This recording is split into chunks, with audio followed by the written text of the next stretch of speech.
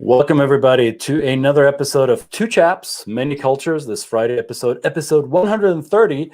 And today, we decided to talk about current events and embed them into our work and apply the lenses of cultural insight, cultural experience, cultural knowledge and analysis to what some would argue is the disconnect in US culture. Is there maybe more than one US culture? Let's find out.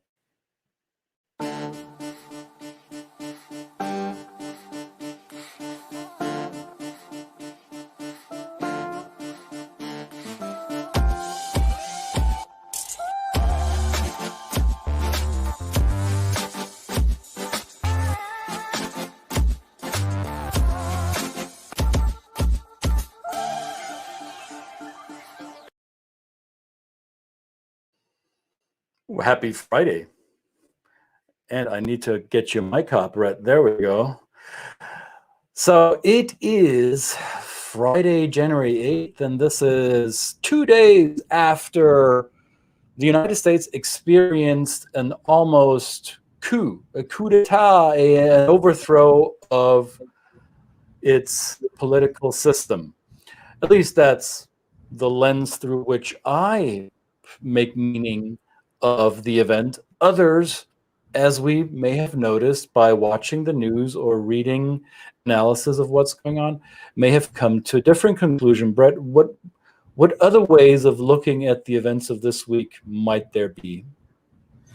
Well, people have used the analogy of the attacks on Pearl Harbor, calling in the day that will live in infamy, and no doubt it will. And certainly it's not the only day of infamy that we've experienced in the time that I've been here. Not long after, we experienced the terrorist attacks in New York and other attacks that have taken place. But I think it's up there on that scale, and it should be, to my mind, again through my lens, seen as a terrorist attack on the foundation of the operations of a country that really prides itself on its view or its image in the world of being the light on the hill, and that these kind of things cannot take place. But through many different lenses, we see that it can.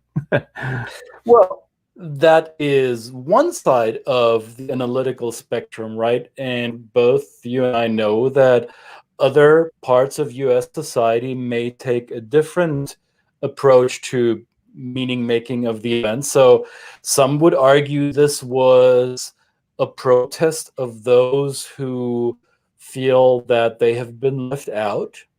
Some would argue that the actions that played out on Capitol Hill in Washington on Wednesday are even justified in their violence and their brutality. So there are big pockets of US society who view the events differently than Brett and I do.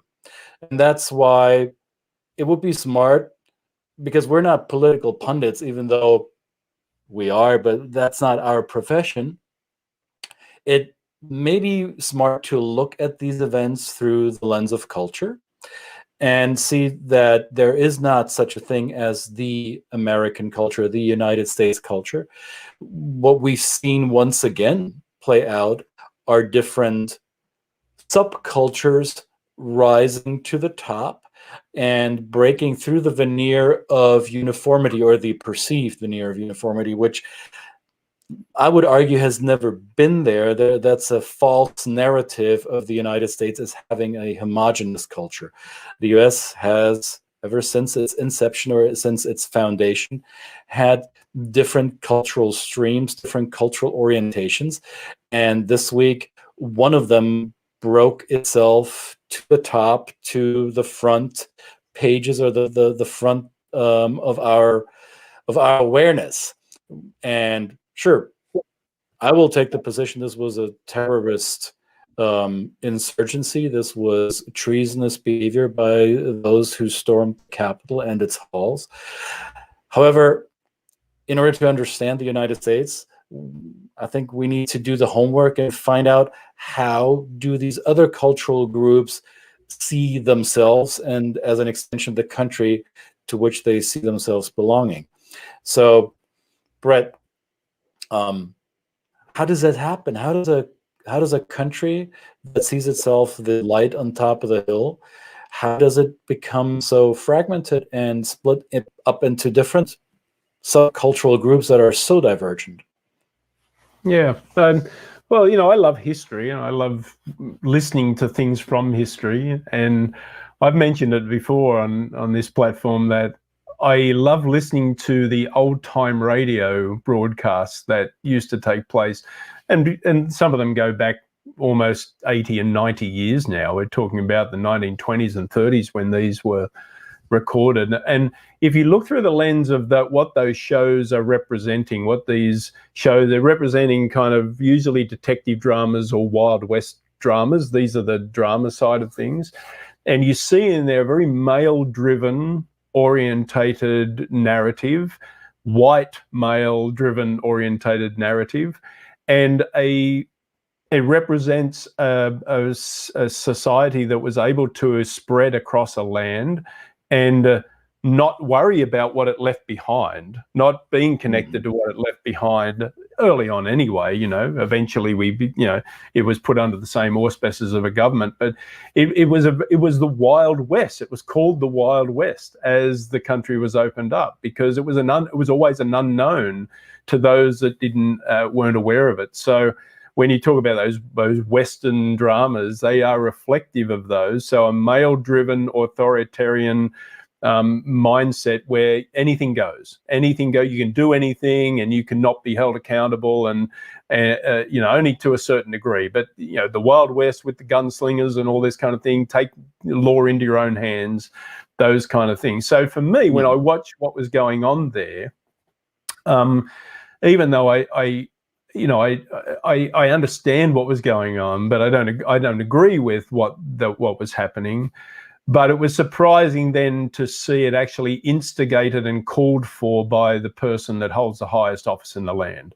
That's, I think, the difference now, that people have been able to be sold a narrative of lies by somebody who is in a position of power and using those lies to incite criminal acts. Trying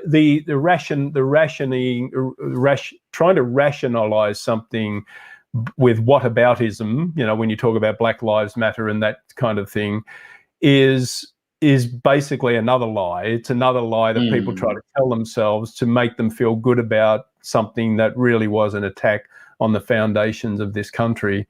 So again, I'm not a political pundit, as you said, and I'm certainly not an expert in this field, but when you do the work we do, I think we try to look at these through a cultural lens and say, well, really, it kind of makes sense. The individual, and of course, we get into, we're going to have time to do this, but get into the way the education system was set up historically in this country, and what that is kind of culminating in. Not saying that basis is wrong or right. It's the way that the society is here, and there's plenty of wonderful, great things that this country has done for the world through that lens. But we've got to take the good with the bad, right? That's the thing. And I think this is really interesting to see how some of these core tenets of U.S. cultural values can be used into different directions. So there is one overarching, I just put together a few of them. There's one overarching belief in U.S. culture is that one, as an individual, has control over their destiny, that we have internal control over the environment that we inhabit or occupy. So we're not victims or subjects of somebody else's control, whether that be a higher power, political or authoritarian power, or a deity, or whoever. So I am in charge of my own destiny. I am the maker of my own faith. So that could result into the foundation of a new country, as it did in 1776 and the years after. And it can result into the occupation of the almost the entire northern continent of the Americas. It can take many facets. It can take the facet of a government by the people for the people, right?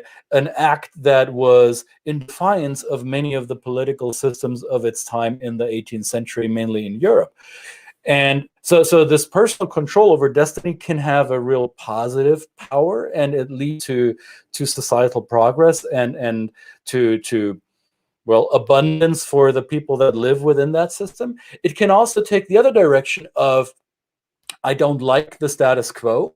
I disagree with what even a majority of the people in our country decided. Let's say the result of the last general election in November of 2020.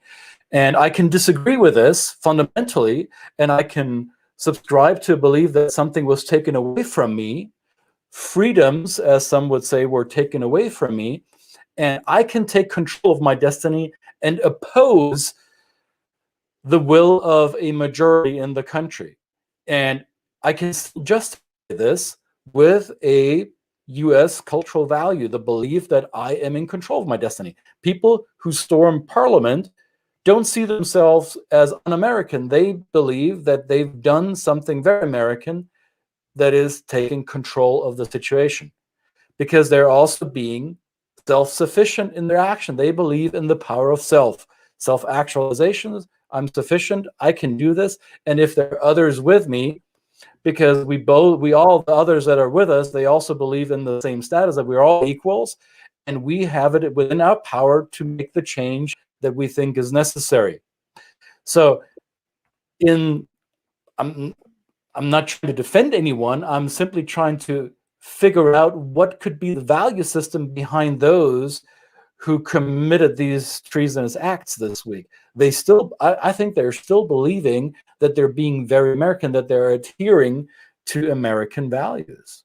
Right? Yeah, and the lack of accountability that are given by the pure image of these people, or the people they represent, that look like you and I in the most part, right? White, cisgender males who are given to that messaging that they need to show strength. They've been told they need to be self-sufficient. That messaging has always been in this culture, and so to show anything less than that is seen as is threatening their sense of value, and not that there weren't women there. Unfortunately, a woman got killed right there, and other people died as well. But it just seemed to represent this power, because and that self-sufficiency is a part of it.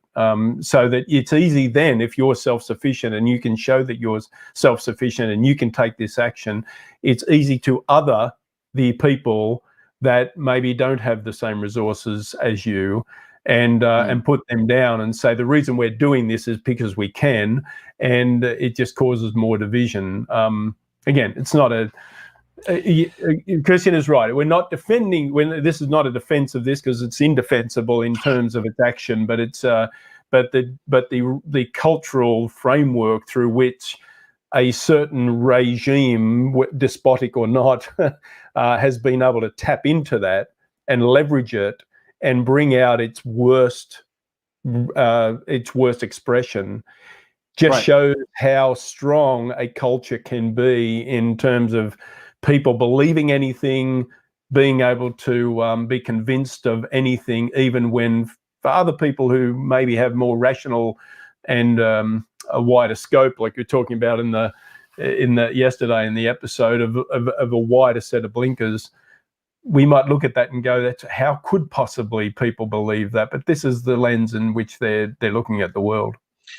And I think there's another dimension that cultural comparisons don't always address in the way we might be able to do it today.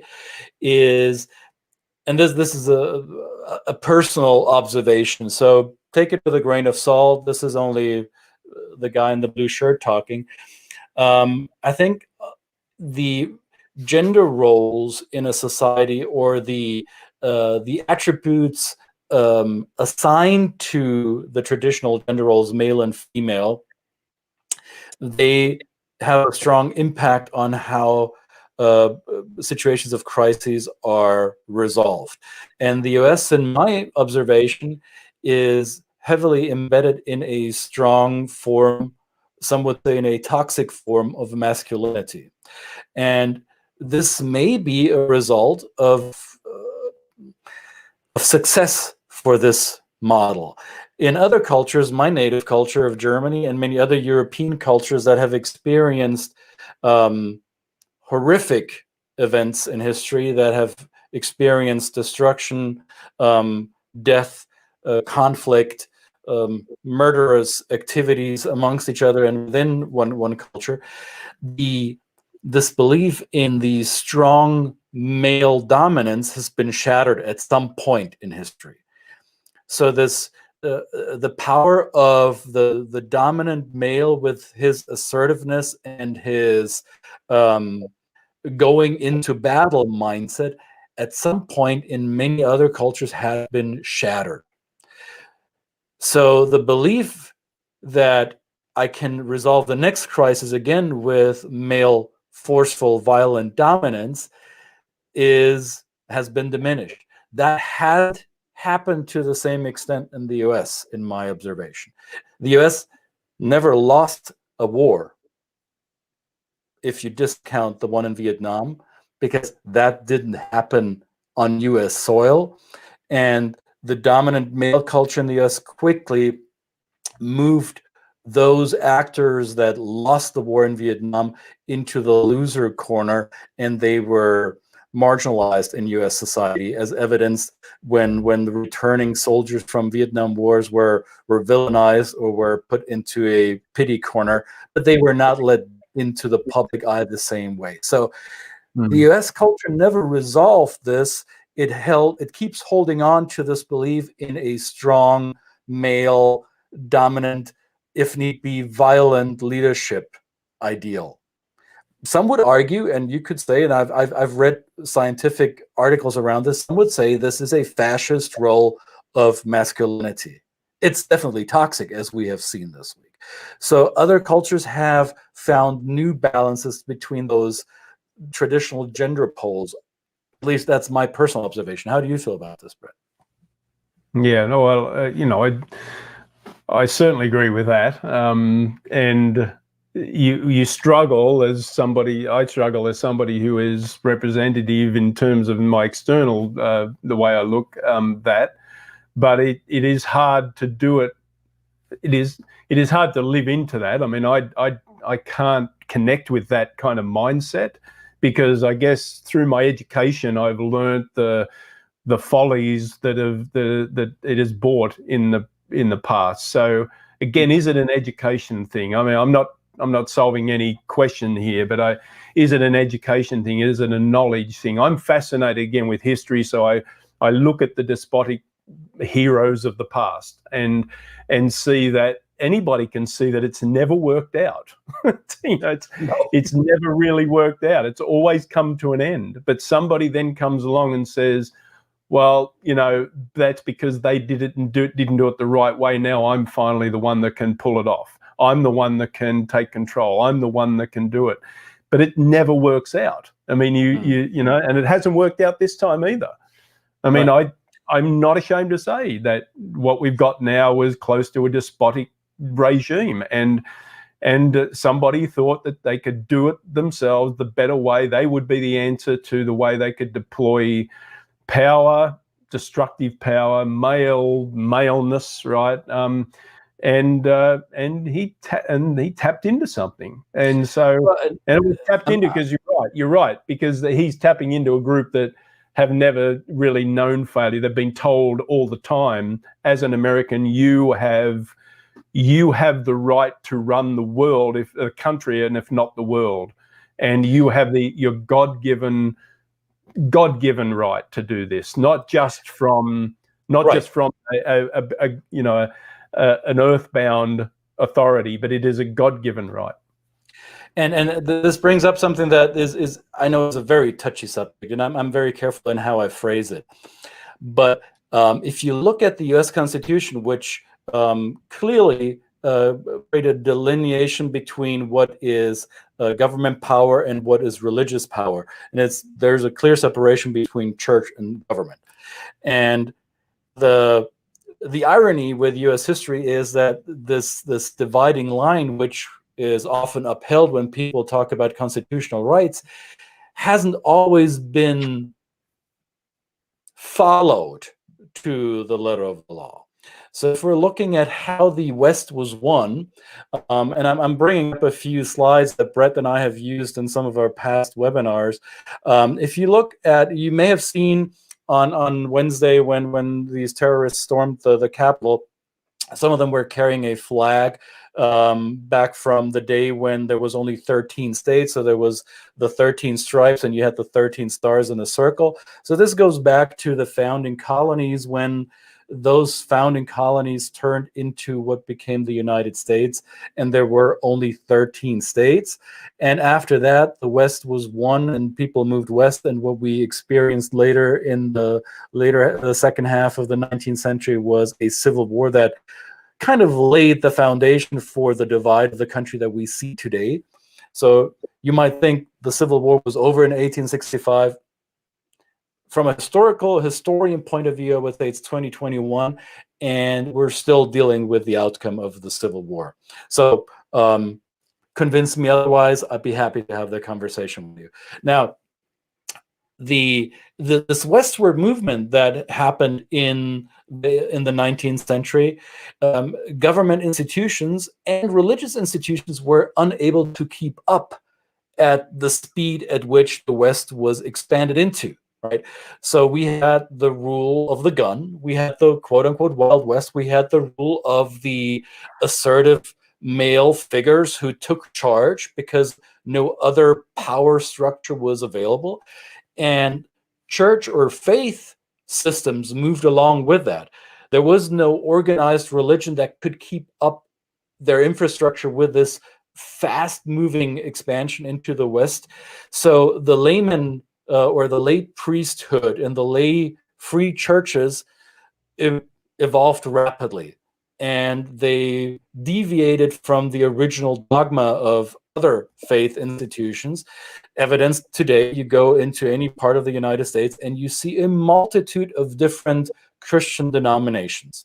You obviously also see other religions, but the US is predominantly a Christian society. And this dividing line between what is government power and what is religion hasn't always been separate the way the Constitution had set it out to be. And as you said, Brett, some believe that it's their God-given right. There is a religious aspect to that form of predominantly white entitlement to power, or to the right to defy the results of an election, right? So this is, if we watch this from outside, or for us as immigrants watching it from the inside, we may struggle with this.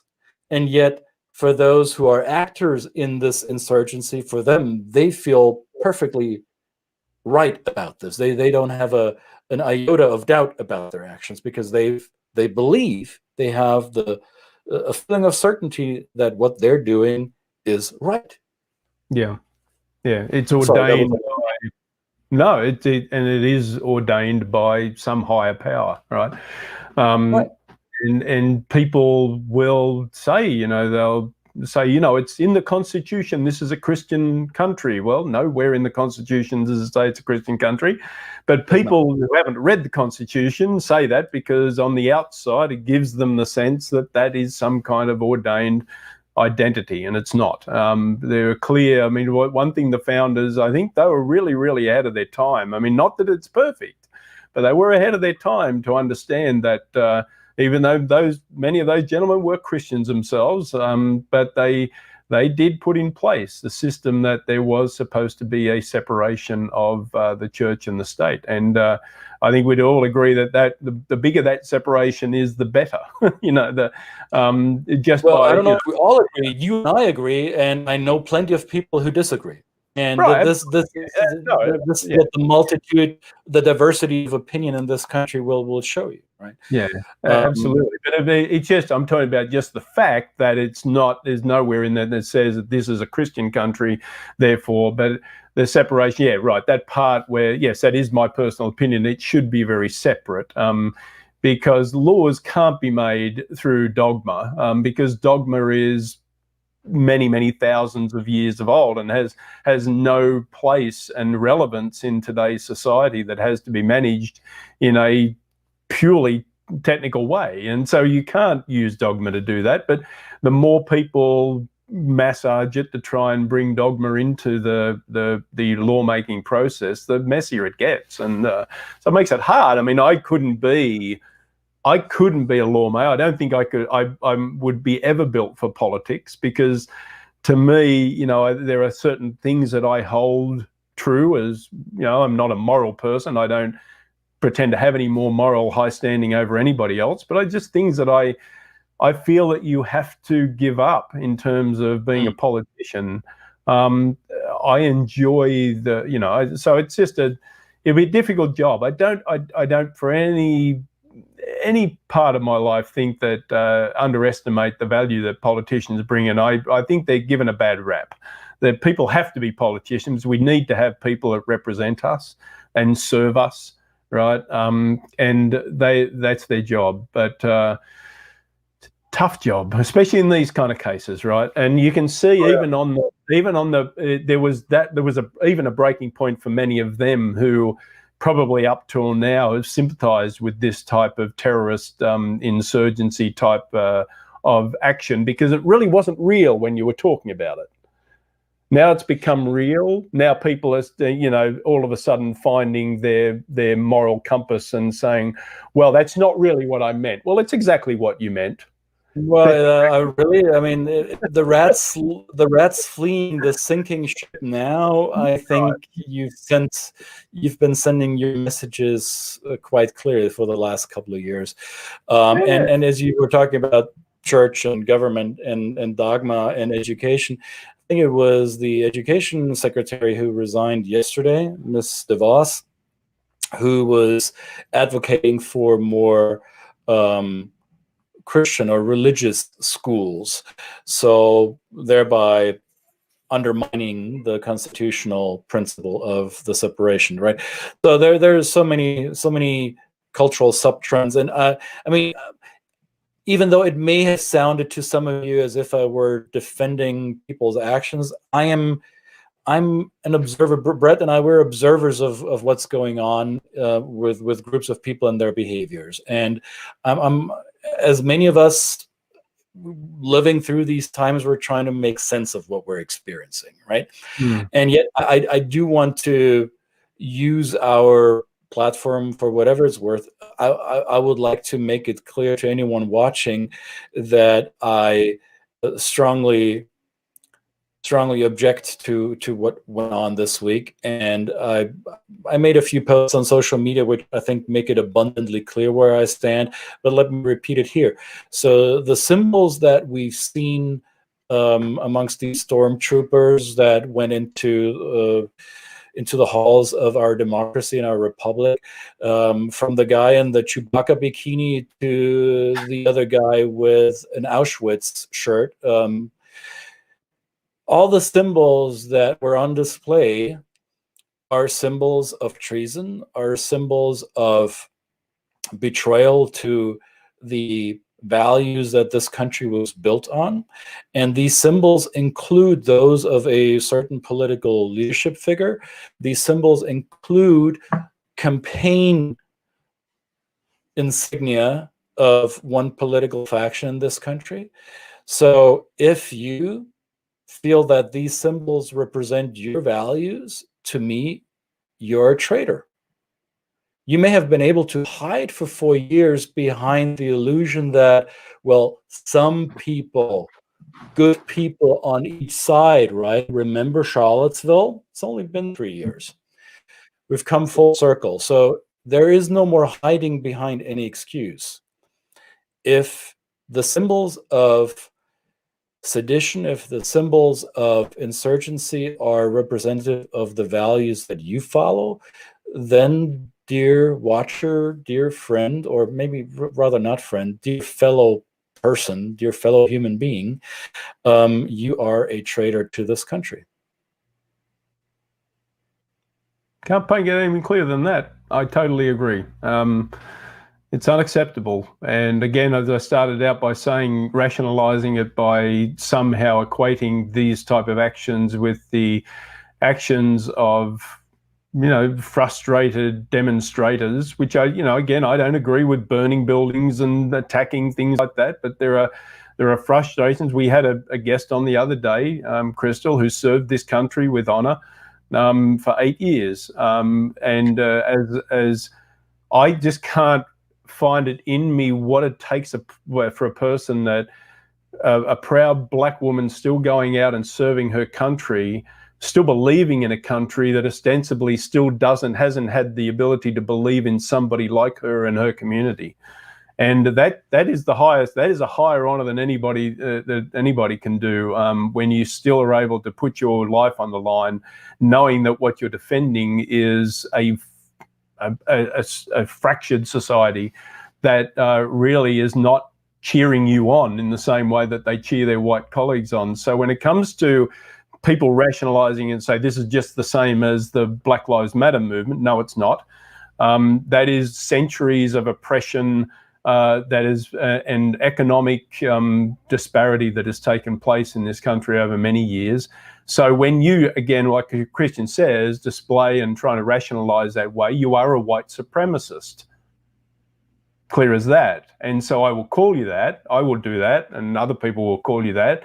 And wear it with pride, because that's the way you look at it. That's the way you are. So this current regime is like that. Now, I'm not saying that the other side of politics is any different. I think we need to hold their feet to the fire of the incoming administration just as much as anything, because there's going to be people in there that may not be as vocal about their white supremacy, but that still exist in there, and so we need to kind of keep making sure that we just don't rest on our laurels here and pretend that it's all going away. It's not. It's still here, and we need to take action. And that's why we do this work. I love this work. Part of why I do this work, because I'm always curious. I'm curious, again, looking through the lens of these events and trying to understand them through a cultural perspective is fascinating to me.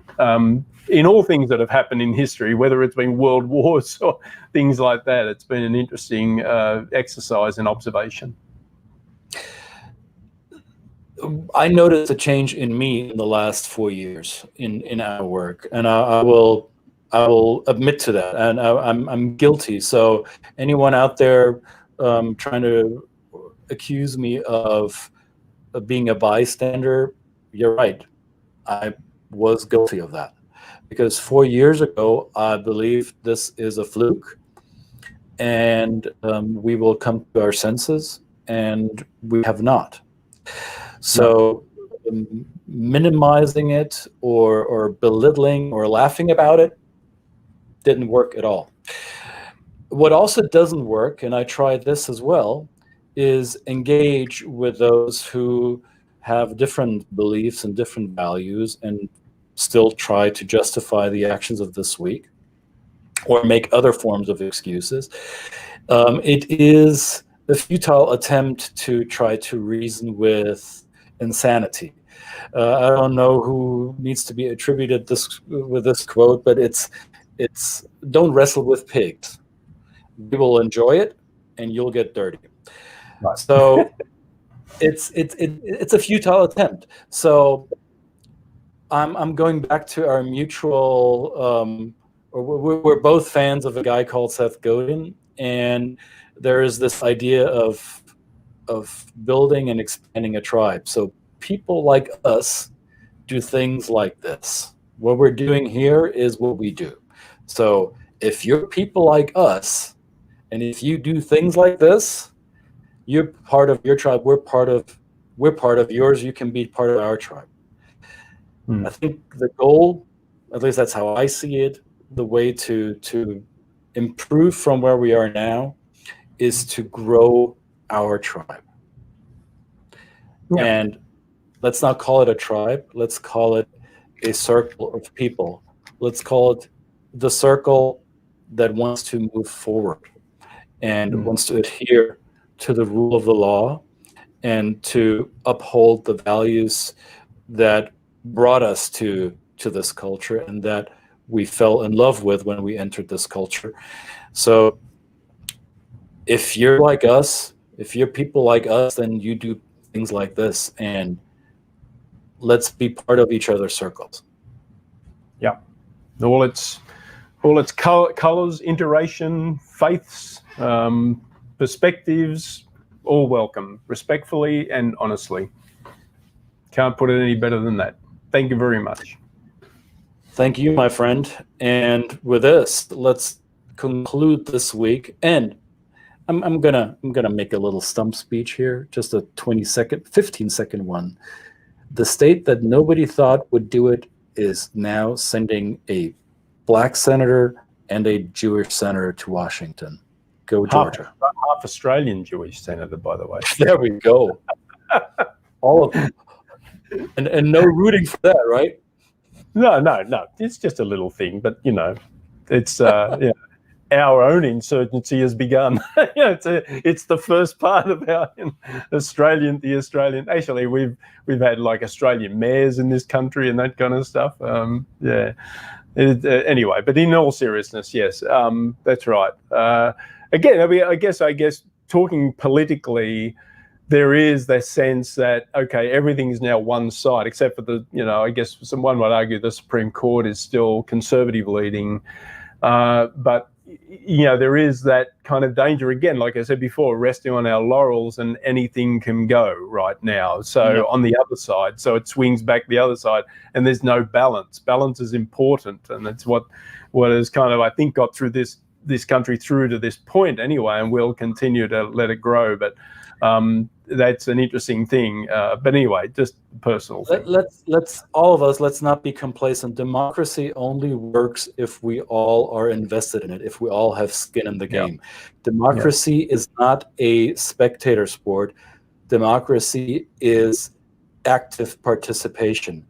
And if we don't actively participate in the protection of our democracy, then we have seen the precursor of things that might be still happening. This is not over. I don't believe for a second that these terrorists are done with their plans. So it is upon us to be vigilant protectors of the values that we hold dear. That's right, Kelly. We're starting from Georgia. No, all right. Enough with the campaigning here. You know where we stand. People like us do things like this. If you're part of us, we'd love to have you. With this, we'd love to call it teachers, right?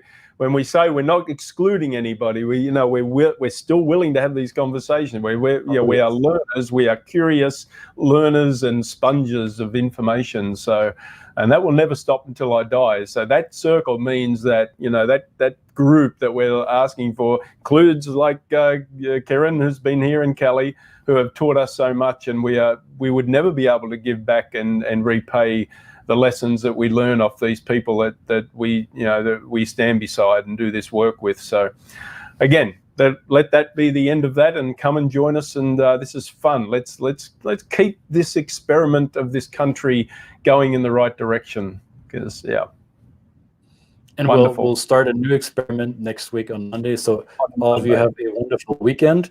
This was a rough week for many of us, and thank you for watching. Thank you for being here. This is Two Chaps, Many Cultures, where we talk about the business of culture and the culture of business, and sometimes the culture of politics. So with this, Two Chaps are out. See you again next week. Bye. Bye.